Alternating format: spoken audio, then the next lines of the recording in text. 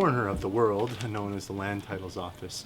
If you need to know the dimensions of a property, the zoning of it, and the history of the property, who it was transferred to, you can find out all that information here. I'm with the Toronto Media Co-op, and we've heard word that actually part of the St. James Park where the Occupy Toronto tents are actually housed are actually on church land as opposed to city land. And if that's the case, it's very unclear to us whether or not the city can enforce their trespass order on land that's owned by the church.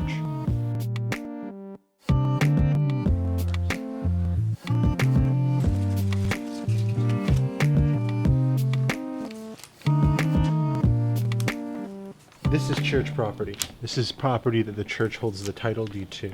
Basically, there's a fence that runs, and it's clearly visible, and the porta potties are on the other side of it. So the porta potties and the fence end right there, which means there's a 4-foot zone in there where people can camp. But there's a huge amount of tents that are basically in this area right here. Food tent right now is in this area. The media tent is in this area, and the Sacred Fire is also in this area. The deal is that if it's church property, it's unclear to me, and I haven't been able to get a firm answer from anyone, whether or not the city can actually evict anyone from that or give a notice to trespass.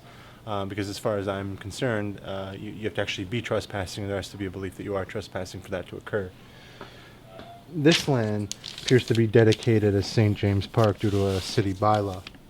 So what we have to do now is check out that bylaw number, which is a 2117, to find out any kind of specs. What's going to help with that, of course, is this. This is actually information on the park. You'll notice that the part's done into a series of lots, part 3, 1, and 2, for this, and then the rest is just actually considered St. James Park. The only problem that we're having right now is to know whether or not any of this stuff and this stuff is actually owned by the church or shared, and whether or not people can be evicted off of it. That's why you have to look at the bylaws, we have to look at the specs, and find out where people can stay.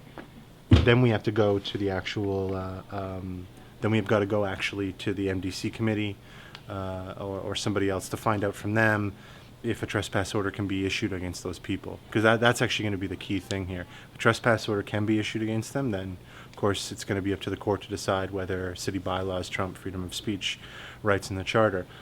If not, though, then people are going to be essentially able to stay at Occupy Toronto as long as they want until the church asks them to leave.